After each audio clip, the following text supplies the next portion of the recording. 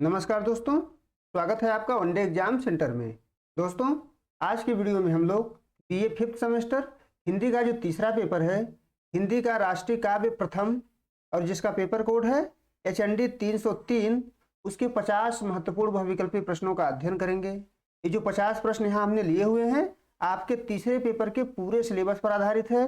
पूरे सिलेबस से जो 50 महत्वपूर्ण प्रश्न हैं, उनको छाड़ करके हमने यहाँ पर रखा हुआ है। परीक्षा में जाने से पहले इन प्रश्नों को जरूर देख करके जाइएगा। चलिए बिना देर किए प्रश्नों की प्रैक्टिस शुरू करते हैं। पहला प्रश्न है, कौन सा आदिकालीन साहित्य वीर गाथात्मक है? आदिकाल में कौन सा साहित्य वीर गाथात्मक है, आपको बताना है। यह अपभ्रंश साहित्य, बी है जैन साहित्य, सी है रासो साहित्य और डी है नाथ साहित्य। सी ऑप्शन आपका सही हो जाएगा। आदिकाल में जो रासो साहित्य है, यही वीर गाथात्मक है। वीर गाथात्मक कविताएं इसी साहित्य में लिखी गई हैं। दूसरा प्रश्न है, आदिकाल को चारण काल नाम किसने दिया? किसने आदिकाल को चारण काल नाम दिया है? यह शुक्ल जी, बी है ग्रियर्सन, सी है राम कुमार वर्मा और डी है मिश्र बंधु। दूसरे का आपका बी ऑप्शन सही हो जाएगा। जॉर्ज ग्रियर्सन के द्वारा आदिकाल को चारण काल नाम दिया गया है। तीसरा प्रश्न है, आदिकाल के कुछ कवि राजा के दरबार में रहकर रचना करते थे, जिन्हें चारण कहा जाता था। उनके साहित्य को क्या कहा जाता है? यानी जो चारण कवि थे, चारण कवियों के साहित्य को क्या कहा जाता है, आपको बताना है। यह जैन साहित्य कहा जाता है, बी है लौकिक साहित्य कहा जाता है, सी है रासो साहित्य और डी है नाथ साहित्य। तो सी ऑप्शन सही हो जाएगा। जो चारण कवि थे, चारण कवियों के साहित्य को रासो साहित्य के नाम से जाना जाता है, और आदिकाल में रासो साहित्य ही वीर गाथात्मक साहित्य है। चौथा प्रश्न है, आदिकाल को वीरगाथा काल किसने कहा है? किसने आदिकाल को वीरगाथा काल नाम दिया है? ए है राम कुमार वर्मा, बी है रामचंद्र शुक्ल, सी है ग्रियर्सन और डी है डॉक्टर नगेंद्र। चौथे का आपका बी ऑप्शन सही हो जाएगा। रामचंद्र शुक्ल ने आदिकाल को वीरगाथा काल नाम दिया हुआ है। बी ऑप्शन चौथे का सही हो जाएगा। पांचवा प्रश्न है, पृथ्वीराज रासो कितने समय में विभाजित है? समय का मतलब यहाँ अध्याय से है, जहां वहां पर समय लिखा गया है। आपको बताना है कि पृथ्वीराज रासो कितने समय में विभाजित है। यह है 67, बी है 68, सी है 69 और डी है 70। पांचवे का सी ऑप्शन आपका सही हो जाएगा। पृथ्वीराज रासो कुल 69 समय में विभाजित है। आपको बता दें कि पृथ्वीराज रासो की रचना चंद्रवरदाई के द्वारा की गई थी, और चंद्रवरदाई जो थे आदिकाल के ही कवि थे। पांचवे का सी ऑप्शन आपका सही हो जाएगा। छठा प्रश्न है, परमाल रासो की रचयिता कौन है? किसके द्वारा परमाल रासो की रचना की गई है? यह जगनिक के द्वारा, बी है नरपति नाल के द्वारा, सी है भट्ट केदार के द्वारा और डी है चंद्रवरदाई के द्वारा। तो ए ऑप्शन सही हो जाएगा। परमाल रासो की रचना जगनिक के द्वारा की गई थी। आपको बता दें कि परमाल रासो को आल्हा खंड के नाम से भी जाना जाता है, और इस आल्हा खंड का जो संग्रह था चार्ल्स इलियट के द्वारा करवाया गया था। सातवां प्रश्न है, परमाल रासो के नायक हैं। आपको बताना है कि जो परमाल रासो ग्रंथ है, उसके नायक कौन है, किसके ऊपर इस ग्रंथ की रचना की गई है। यह है पृथ्वीराज चौहान, बी है बुंदेला सरदार, सी है आल्हा उदल और डी है बिसल देव। सी ऑप्शन सही हो जाएगा। परमाल रासो के जो नायक हैं, उनका नाम है आल्हा और उदल। आठवां प्रश्न है, रीतिकाल की समय सीमा है। रीतिकाल की समय सीमा क्या है? ए है संवत 1050 से 1375, बी है संवत 1375 से 1700, सी है संवत 1700 से 1900 और डी है संवत 1900 से 1980। आठवें का सी ऑप्शन आपका सही हो जाएगा, संवत 1700 से 1900। नौवां प्रश्न है, निम्न में से कौन रीतिकाल में वीर काव्यधारा से संबंधित था? यह गुरु गोविंद सिंह, बी है भूषण, सी है दोनों और डी है दोनों में से कोई नहीं। सी ऑप्शन आपका सही हो जाएगा। भूषण और गुरु गोविंद सिंह दोनों जो है रीतिकाल में वीर काव्यधारा से संबंधित थे। गुरु गोविंद सिंह सिखों के गुरु थे। भूषण जो है शिवाजी के दरबार में रहते थे, उनके दरबार में रह करके उनके ऊपर वीरता से संबंधित रचना करते थे। तो सी ऑप्शन यहाँ पर सही हो जाएगा। 10वां प्रश्न है, निम्न में से कौन गुरु गोविंद सिंह की रचना है? इसमें से कौन सी रचना गुरु गोविंद सिंह की है, आपको बतानी है। यह है जप साहिब, बी है चंडी दीवार, सी है ज्ञान प्रबोध और डी है उपर्युक्त सभी। डी ऑप्शन आपका सही हो जाएगा। ये जो तीनों रचनाएं हैं गुरु गोविंद सिंह के द्वारा ही लिखी गई हैं। 11 नंबर प्रश्न है, देह शिवा बर मोह यह पंक्ति किसकी है? यह गुरु गोविंद सिंह की, बी है भूषण की, सी है जयदेव की और डी है शिवाजी की।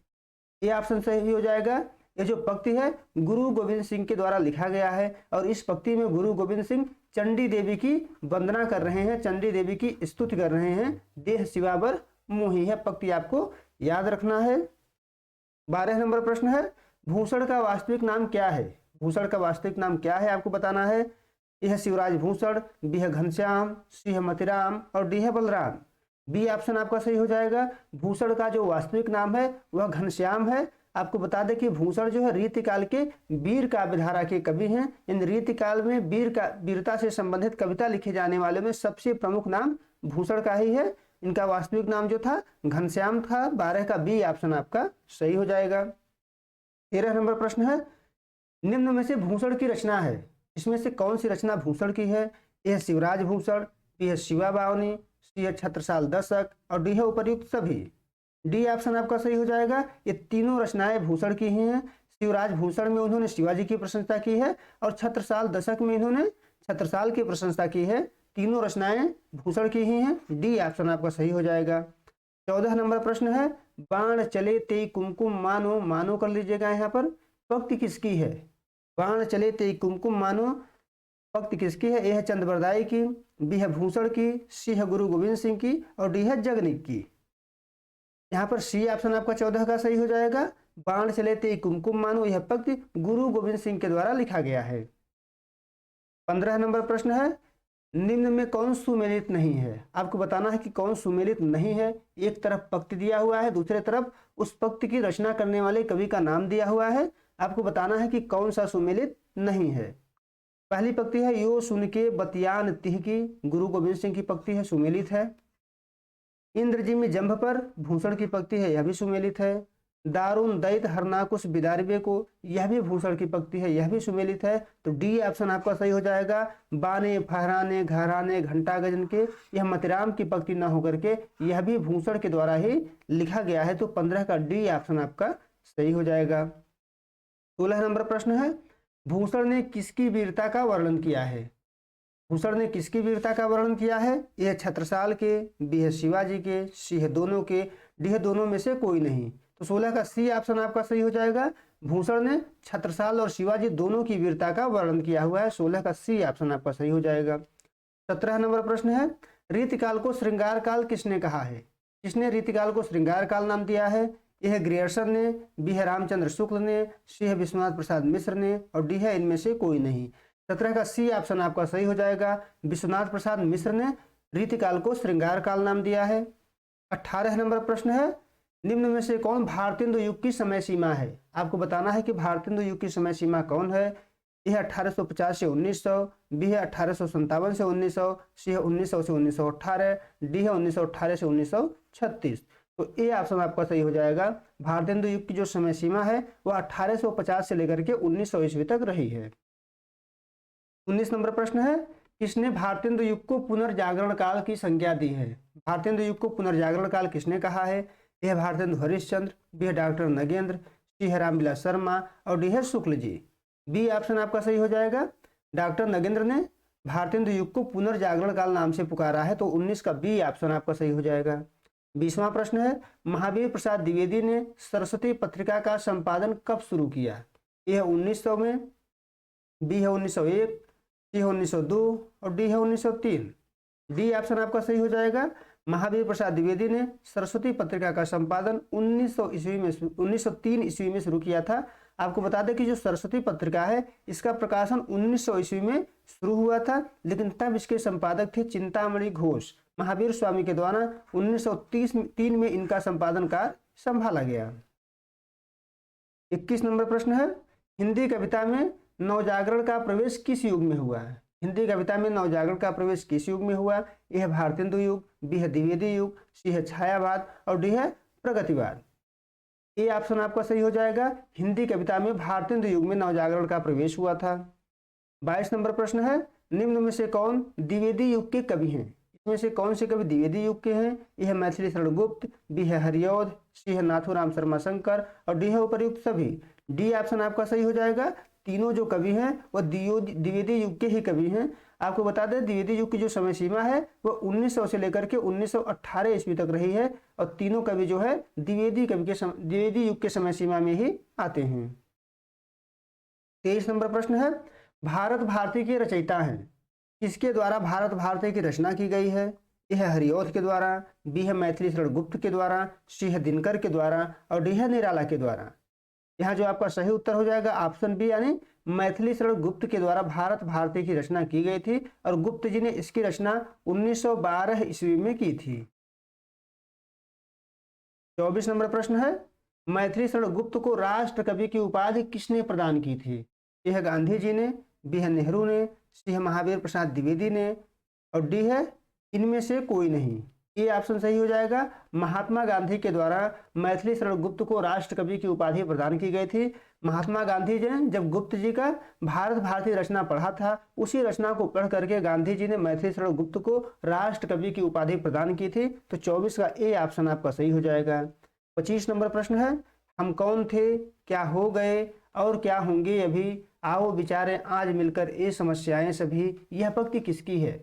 यह दिनकर की, बी है हरिऔध की, सी है गुप्त जी की और डी है प्रसाद की।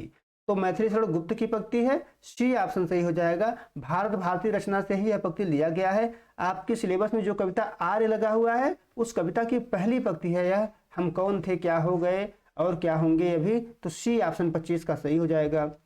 26 नंबर प्रश्न है, निम्न में से कौन छायावाद की समय सीमा है? छायावाद की समय सीमा कौन सी है इसमें से?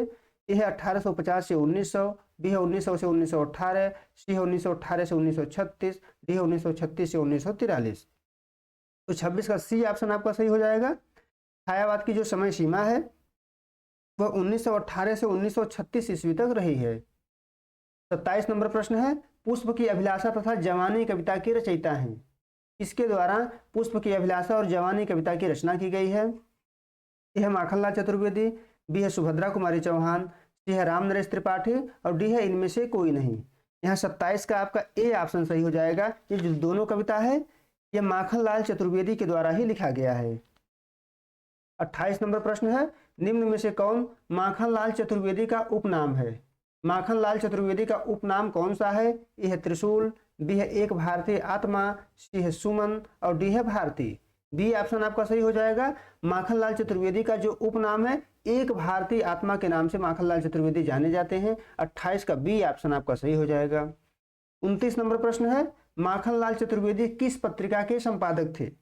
कौन सी पत्रिका का संपादन माखनलाल चतुर्वेदी के द्वारा किया जाता था? यह स्वराज, बी है हिंदी प्रदीप, सी है प्रभा और डी है नवनीत। सी ऑप्शन आपका सही हो जाएगा। प्रभा पत्रिका का संपादन माखनलाल चतुर्वेदी करते थे। 1913 में इसका संपादन कार्य इनके द्वारा संभाला गया था। पत्रिका का नाम आपको याद रखना है। 30वां प्रश्न है, मातृभूमि कविता के रचयिता हैं, इसके द्वारा मातृभूमि नामक कविता की रचना की गई है? यह है हरिऔध के द्वारा, बी है मैथिली शरण गुप्त के द्वारा, सी है राम नरेश त्रिपाठी के द्वारा और डी है दिनकर के द्वारा। बी ऑप्शन आपका सही हो जाएगा। मैथिली शरण गुप्त के द्वारा मातृभूमि कविता की रचना की गई है। 31 नंबर प्रश्न है, चाह नहीं मैं सुरबाला के गहनों में गूथा जाऊं, यह पंक्ति किसकी है? किसके द्वारा इस पंक्ति की रचना हुई है? यह प्रसाद के द्वारा, बी है निराला के द्वारा, सी है माखनलाल चतुर्वेदी के द्वारा और डी है सुभद्रा कुमारी चौहान के द्वारा। यह जो पंक्ति है माखनलाल चतुर्वेदी के द्वारा लिखा गया है। माखनलाल चतुर्वेदी की जो कविता है पुष्प की अभिलाषा, उसी कविता की यह पंक्ति है। सी ऑप्शन आपका 31 का सही हो जाएगा।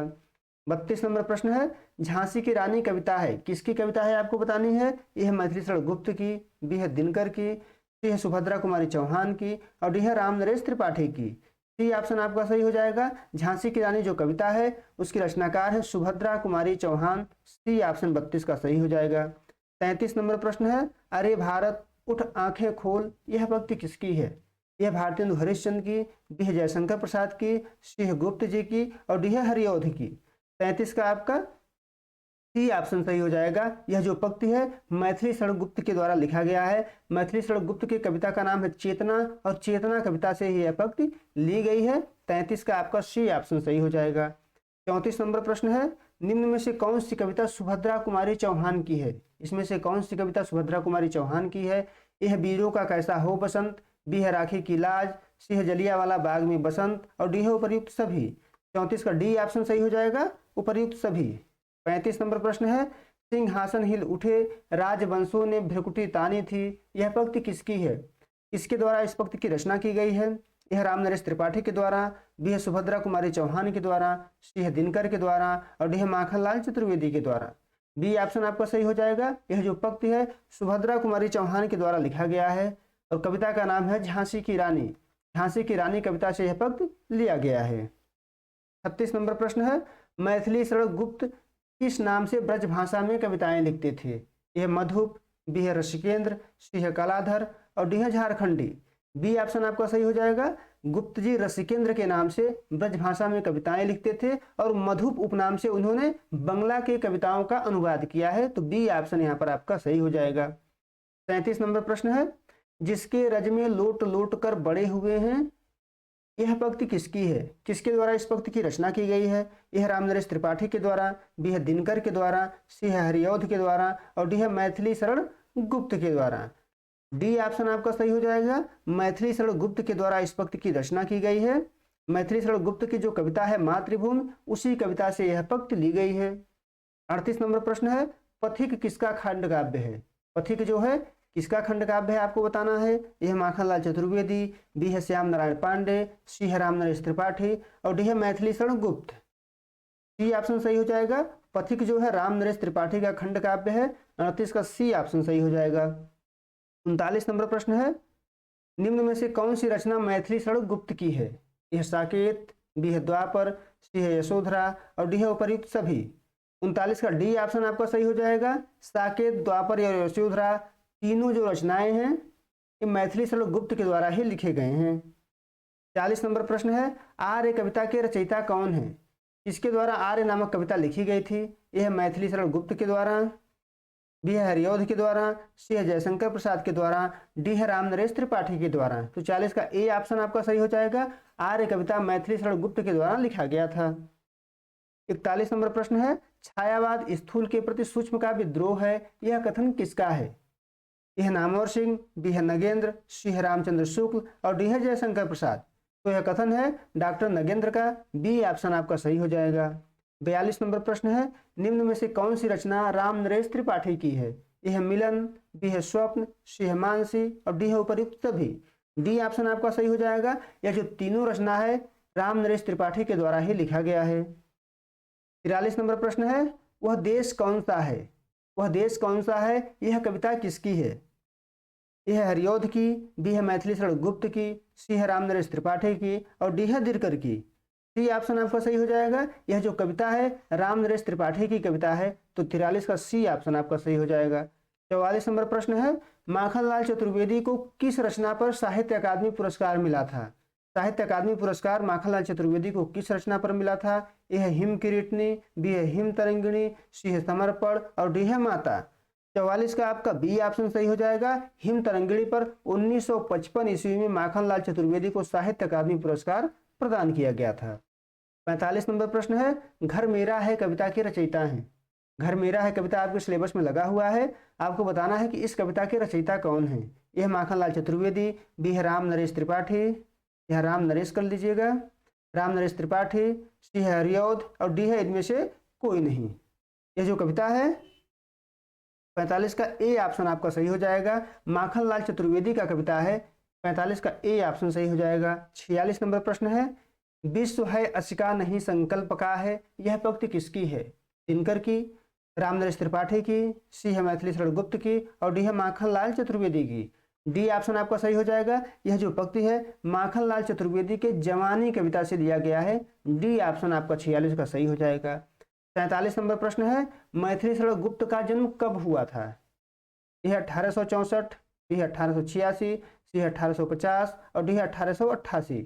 बी ऑप्शन आपका सही हो जाएगा। 47 का 1886 ईस्वी में मैथिली शरण गुप्त का जन्म चिरगांव झांसी में हुआ था। 47 का बी ऑप्शन सही हो जाएगा। 48 नंबर प्रश्न है, आ रही हिमालय से पुकार है उदध गरजता बार बार, यह पंक्ति किसकी है? यह दिनकर की, बी है सुभद्रा कुमारी चौहान की, सी है गुप्त जी की और डी है हरिऔध की। बी ऑप्शन सही हो जाएगा। यह जो पंक्ति है सुभद्रा कुमारी चौहान की पंक्ति है। सुभद्रा कुमारी चौहान की जो कविता है वीरों का कैसा हो बसंत, उसी से इस पंक्ति को लिया गया है। 49 नंबर प्रश्न है, किसका जन्म प्रयागराज के निहालपुर गांव में हुआ था? प्रयागराज के निहालपुर गांव में किसका जन्म हुआ था? यह गुप्त जी का, बी है हरिऔध का, सी है सुभद्रा कुमारी चौहान का और डी है दिनकर का। सी ऑप्शन आपका सही हो जाएगा। प्रयागराज के निहालपुर गांव में सुभद्रा कुमारी चौहान का जन्म 1904 ईस्वी में हुआ था। 50वां प्रश्न है, वे आ रही थे जो कभी अपने लिए जीते न थे, वे स्वार्थरत हो मोह की मदिरा कभी पीते न थे। यह पंक्ति किसकी है? यह भारतेंदु हरिश्चंद्र, बी है निराला, सी है गुप्त जी और डी है हरिऔध। यह जो पंक्ति है मैथिली शरण गुप्त के द्वारा लिखा गया है, आर्य कविता से लिया गया है, तो सी ऑप्शन आपका यहाँ पर सही हो जाएगा। उम्मीद है दोस्तों आपको ये वीडियो पसंद आया होगा। आप हमारे चैनल को सब्सक्राइब करिए, वीडियो को लाइक करिए, शेयर करिए। बहुत बहुत धन्यवाद।